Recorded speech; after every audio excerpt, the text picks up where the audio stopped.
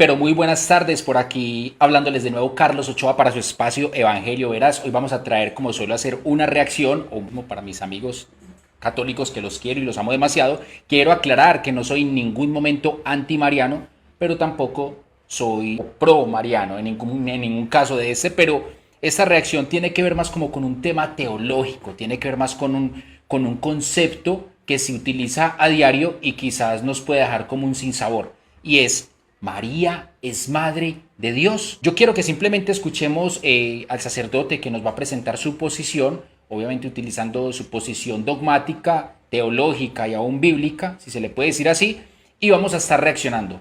Que cuando Isabel escucha el saludo de María, queda llena del Espíritu Santo. Entonces, ¿de dónde a mí que la madre de mi Señor venga a visitarme? O sea, Isabel, inspirada por el Espíritu Santo, llama a la Santísima Virgen Madre del Señor. ¿Quién es este Señor? ¿Dónde podemos ver esta definición del Señor, que el Señor es Dios? En el Antiguo Testamento, en el libro del Deuteronomio, vemos las palabras que Dios dirige a su pueblo Israel. Escucha, Israel, el Señor es nuestro Dios, el Señor es único. Amarás al Señor tu Dios con todo tu corazón, con toda tu alma, con todo tu ser, y llevarás muy dentro del corazón todos estos mandamientos que yo os doy hoy. O sea, el propio Dios se muestra como el Señor. Si bien es cierto que técnicamente hablar del Señor en términos bíblicos es hablar de Dios, debemos ser muy leales a las Escrituras, y por eso debemos abordar lo que dice realmente Deuteronomio capítulo 6 versículo 4 para ver si realmente es lo que él dice. Si nosotros leemos en nuestra querida Reina Valera, pues dice así: sí, el Señor nuestro Dios, el Señor uno es. Si de pronto también consultamos esto con la tradición judía, el judío no va a decir el Señor, el judío va a decir Adonai Elohenu, Adonai Echad. O sea, lo va a decir ya como Adonai, va a reemplazar el concepto Señor por Adonai. ¿Por qué? Porque el judío no puede mencionar el nombre de Dios. Pero si nosotros acudimos al texto original, al hebreo original, en esa parte donde dice el Señor, en nuestra Reina Valera no dice el Señor. Realmente allí está el tetragramatón. ¿Qué es el tetragramatón? Son las consonantes con las cuales se escribe el nombre de Dios. Entonces es muy diferente que esté allí el nombre real de Dios a que diga el Señor. Entonces yo creo que este texto, como para confirmar su posición en cuanto a tema de maternidad divina hacia Dios, yo creo que queda flojongo, flojongo. Vemos cómo sí en las Sagradas Escrituras está la confirmación de que la Santísima Virgen María es madre de nuestro Señor Jesucristo, es madre de Dios. Ella es madre de la persona de Jesucristo, que es Dios y hombre verdadero. Y nuestro Señor no solo quiso tener una madre para sí, no solo quiso tener ese paraíso en la tierra que era la Santísima Virgen. Él quiso algo más. Él quiso darnos a María como madre. Cuando Él estaba al pie de la cruz y tenía frente a sí al discípulo amado, Jesús, viendo a su madre y al discípulo a quien amaba, que estaba allí, dijo a la madre: mujer, he ahí a tu hijo. Luego dijo al discípulo: he ahí a tu madre. Y desde aquella hora el discípulo la recibió en su casa. Lo más precioso que él tenía lo entrega a los hombres, lo entrega a todos los hombres en la persona del discípulo amado. Yo quiero hacer como una pausa, porque el hombre está diciendo aquí: lo más precioso que Jesús tenía lo entrega a su discípulo y por ende a los hombres. Bueno, aquí hay muchas cosas que vamos a tratar, pero cuando él se refiere a lo más precioso que él tenía, yo no quiero con esto de pronto exceptuar lo que se siente el amor, el cariño, el afecto, ese algo indescriptible hacia nuestra madre, obviamente. Pero ya de ahí a decir que María era lo más precioso que tenía Jesús, yo creo que esto en algún momento, si ahondamos en conceptos teológicos, podríamos incluso rayar con la herejía. No podríamos decir que literalmente lo más precioso para Jesús era hacer la voluntad del Padre de los cielos. Por lo menos eso es lo que él mismo nos hace saber en sus propias palabras en la Escritura. Vamos a mirarlo. Entonces él les dijo: ¿a quién? A María y a José, que lo estaban buscando cuando él se perdió en la fiesta. Dice: ¿por qué me buscáis? ¿No sabíais que en los negocios de mi Padre me es necesario estar? Aquí yo creo que el Señor está siendo muy claro y nos está manifestando y nos está reflejando, no que en ningún momento se desentienda del amor, del afecto hacia sus padres, pero por el contrario le da más relevancia al mandato del Padre Celestial a lo que podía de pronto decir su papá y su mamá. De hecho, estaban preocupadísimos buscándolo, si no me equivoco, como por 3 días. Y Jesús les dijo: ¿ustedes por qué me buscan? Ustedes saben que en mis negocios, en los negocios de mi Padre me es necesario estar. Entonces este texto primero que todo muestra lo que es realmente relevante para el Señor Jesús. No es, ya con esto de pronto empezamos a derrumbar ese concepto sin desmeritar el amor de hijo a madre, pero ese concepto de que es lo más precioso para Jesús. Sabemos que lo más precioso para Jesús es guardar la palabra de su Padre y empezamos a verlo. Vamos a mirar este otro texto.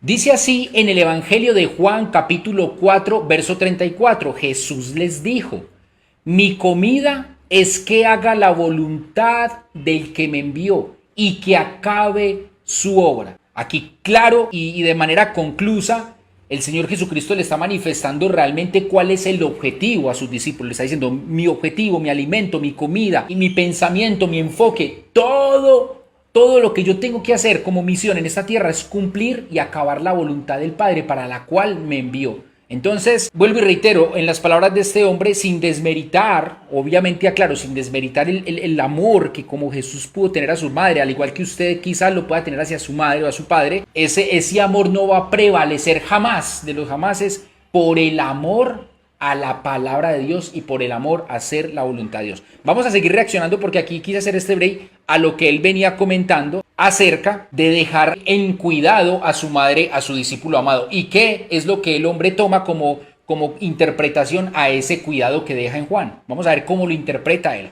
Continuemos escuchando. Y quiso dejársela al discípulo que más amaba, y en él estamos todos representados. Ustedes están escuchando de pronto la alegoría, la interpretación de pronto que le está diciendo. O sea, una de las cosas para decir es que María es la madre de todos nosotros es porque Jesús dejó a Juan al cuidado de su madre. Y dice que como la dejó a Juan, Juan representa a todos los creyentes, representa a todos los cristianos, entonces nos la dejó a todos nosotros como la madre nuestra. Yo creo que eso es una interpretación totalmente forzada, o sea, aquí en ningún momento la Biblia nos está mencionando eso, ni nos está diciendo: Juan, mire, ella es la que va a representar la maternidad para la iglesia. No. Él está diciendo simplemente: cuida a mi madre. El significado es un significado que no necesita interpretación simbólica, sino un mensaje que es de interpretación totalmente literal. Él está muriendo, él está en la cruz, obviamente va a dejar a su madre prácticamente sola, con unos cuantos hermanos que no es que sean los más piadosos que digamos en ese momento. ¿Y que le decía a Juan, que era su discípulo amado? Por favor, Juan, cuida a mi madre. Eso le está diciendo, pero no le está diciendo en ningún momento es que ella va a ser el símbolo de la maternidad universal para el cristianismo. De cuando acá el apóstol Juan pasó a ser la representación de todos los seguidores de Jesús, o mejor dicho, una analogía viva de la iglesia. Yo creo que está muy forzado, no podemos forzar la Biblia a ese extremo.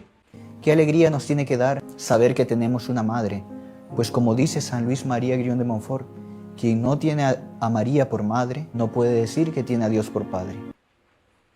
¿Escucharon lo que dijo? Aquí está citando a Luis María Montfort, un teólogo católico que decía prácticamente que el que no tiene a María como madre no puede tener a Dios como padre. Seguimos incurriendo en herejías para darle fuerza a un dogma que no es bíblico.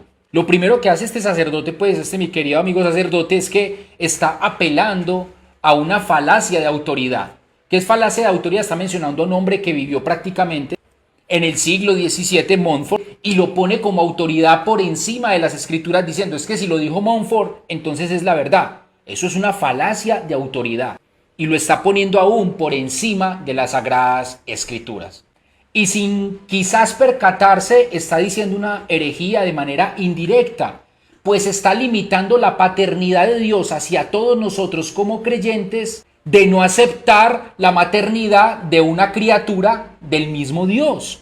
No solo simplemente poniendo a Dios al mismo nivel de esa mujer preciosa llamada María, sino aún exaltando a esa misma mujer al nivel de Dios. O sea, con eso que acabo de decir, que mencionó esa cita de Montfort, pues simplemente es una herejía, llámela de manera directa o indirecta, y clarísima. Porque Dios quiso tener una madre y quiso entregarnos a su propia madre como madre nuestra. La Santa Iglesia declaró el dogma de la maternidad divina en el año 431. Aquí vemos que sigue apelando a la misma falacia, falacia de autoridad. Ya salta de la falacia de autoridad con Montfort, ya salta a la falacia de autoridad con la iglesia, diciendo que la iglesia constituyó como dogma la maternidad divina de María en el año 431 después, escuchen, después de Cristo, estamos hablando más de 400 años después de Jesús.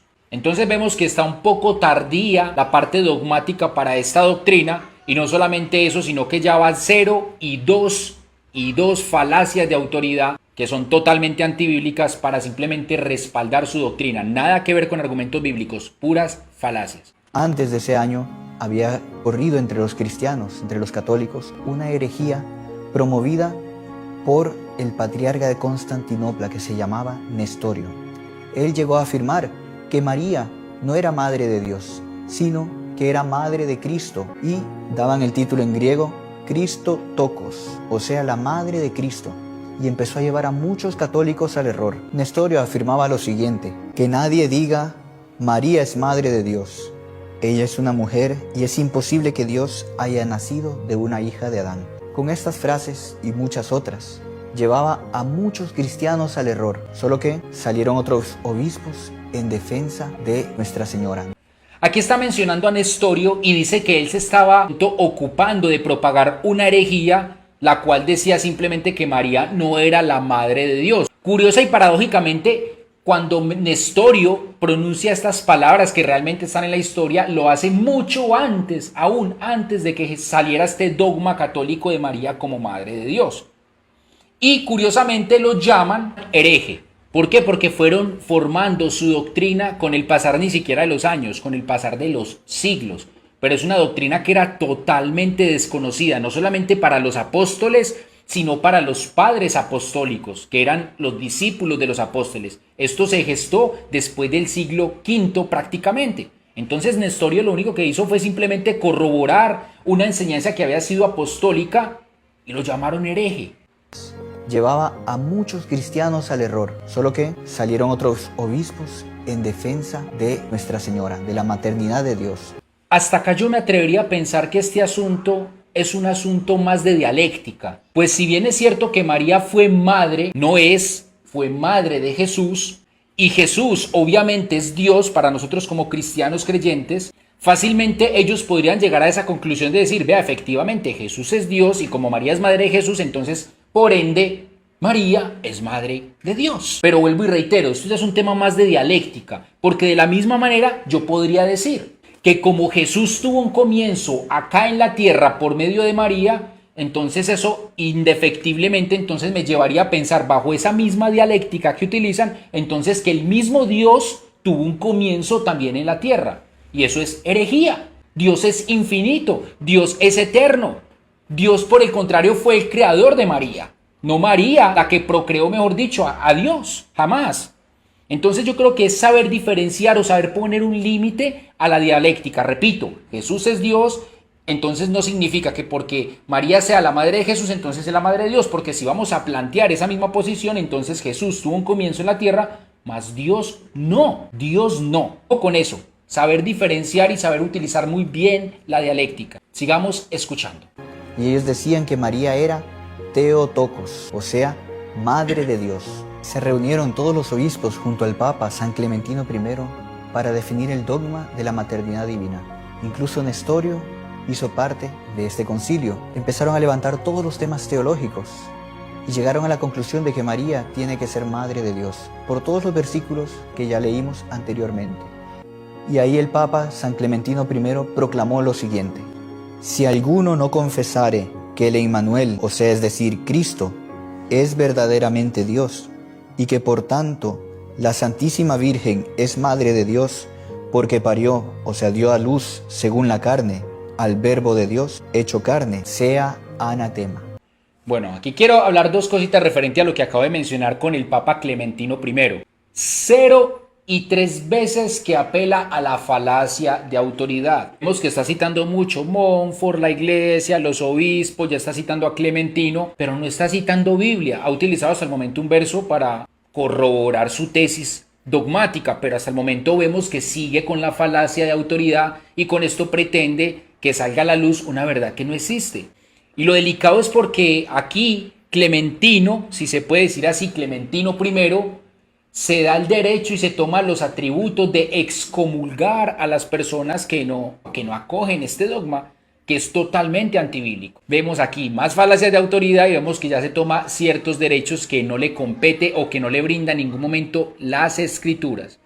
Todo aquel que llegase a negar que María es madre de Dios estaba excomulgado. Y sabemos que el Papa habla por inspiración del Espíritu Santo. Oiga. Aquí ya estamos entrando en un tema que, bueno, sigue siendo pesadito, sigue siendo con falacia de autoridad, sigue diciendo es que el Papa es la autoridad para decir que interpreta y que no interpreta. O sea, el Papa es la última palabra en la interpretación bíblica, porque acabo de decir de manera clara y contundente, el Papa sabemos, lo dice él, lo sabrá él y obviamente sus feligreses y las personas que creen en esta posición dicen que el Papa habla con la inspiración del Espíritu Santo. De pronto aquellas personas, no solamente yo, que han leído así sea a grosso modo y de manera hasta superficial la historia papal, se podrán dar cuenta cómo los papas se contradicen entre ellos mismos. Sabemos de Alejandro VI que compró su papado sobornando a sus compañeros electores. ¿Será que fue muy inspirado por el Espíritu Santo?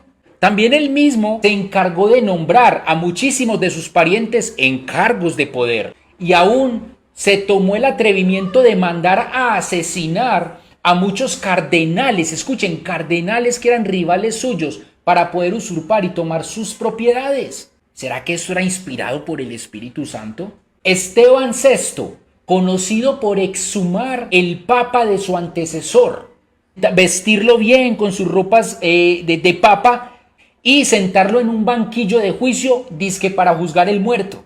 Tenía como bronquita hacia ese papa que era antes que él. Luego de juzgarlo, lo ató y lo arrastró por todas las calles de Roma para por último ir a arrojarlo al río Tíber. Urbano VI mandó asesinar a todos los cardenales que fuesen rivales de él y se estaba quejando demasiado el pobre Urbano, dizque porque los gritos de estos cardenales no eran lo suficientemente fuertes. Ya era como sádico, ¿no?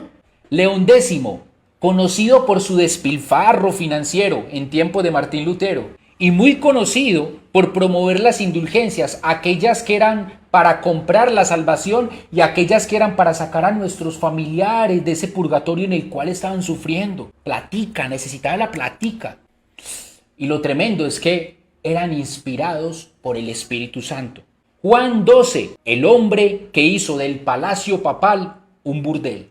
De hecho, se dice por ahí, en la historia por ahí, que murió de un ataque cerebral, haciendo lo que más le gustaba hacer, teniendo sexo. Lo tremendo es que lo estaba haciendo con una mujer casada.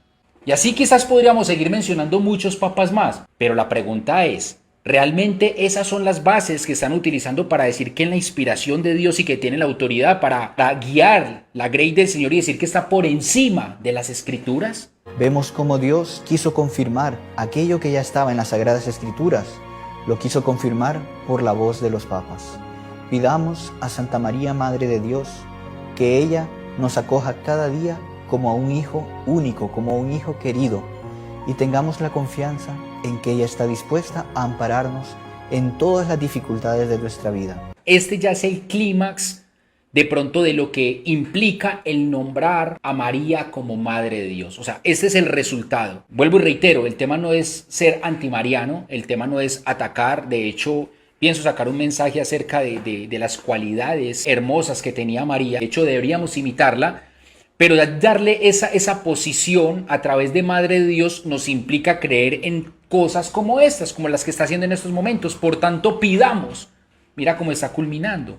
Ya la está poniendo como lo que conocemos nosotros como la intercesora, desplazando no solamente la palabra de Dios con esta doctrina, sino aún al mismo Jesucristo. Recordemos muy bien que la palabra nos enseña que Jesús es el único mediador entre Dios y los hombres. Vamos a ver cómo nos lo dice la misma palabra de Dios. En 1 Timoteo capítulo 2, verso 5. Porque hay un solo Dios y un solo mediador entre Dios y los hombres. ¿A quién? A Jesucristo hecho hombre. El versículo es totalmente contundente y claro. No está diciendo hay dos, tres, por allá hay uno por si de pronto lo de Cristo no es suficiente. O sea, eso nos está queriendo mostrar como que la intercesión de Cristo es muy poca. O sea, nosotros tenemos que pedirle entonces a los santos para que los santos le pidan a María, después pedirle a María para que María le pida a Jesús y Jesús para que le pida al Padre. O sea, eso no enseña la palabra de Dios, eso es antibíblico, de hecho es hereje. La palabra de Dios es muy contundente.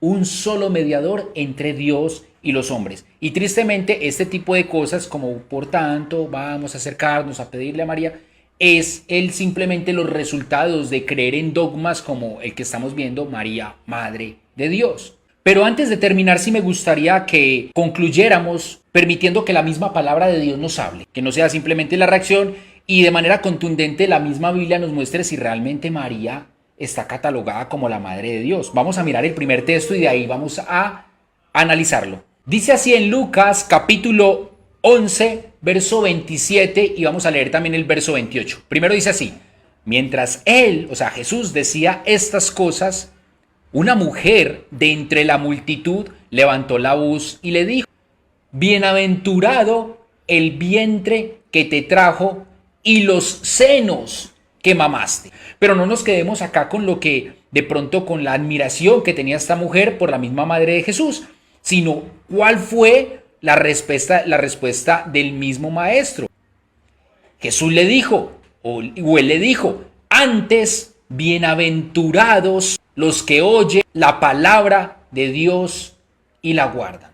Aquí Jesús no le está quitando como esa relevancia de elección, de maternidad, mujer privilegiada a María. Pero Jesús lo que quiere es como bajar de las nubes a esa personita que estaba queriendo decir una bienaventurada, porque créanme que si Jesús simplemente se queda sin decir nada y le dice, no, sí, tiene razón, desde ahí empieza ya el culto mariano, créanme. Pero Jesús deja muy contundentemente y de manera clara diciendo, más bienaventurados son los que oyen la palabra de Dios y la ponen en práctica. O sea, sigue insistiendo en cuál es realmente el objetivo de Dios en la tierra. Primero que todo es todo lo que tiene que ver con la palabra de Dios, no tanto el concepto mariano. Vamos a mirar un segundo texto que nos va a refutar este dogma católico. Y Mateo capítulo 12, verso 46, vamos a leer hasta el verso 50, dice, mientras él aún hablaba a la gente, he aquí su madre y sus hermanos estaban afuera y le querían hablar. Aquí vemos que nuevamente estaba enseñando y afuera, por el tumulto, me imagino que no podían acercarse a él. Y le dijo uno, he aquí tu madre y tus hermanos están afuera y te quieren hablar. Respondiendo él al que le decía esto, dijo, ¿quién es mi madre y quiénes son mis hermanos? Y extendiendo su mano hacia sus discípulos, o sea, señalando, dijo, he aquí mi madre y he aquí mis hermanos.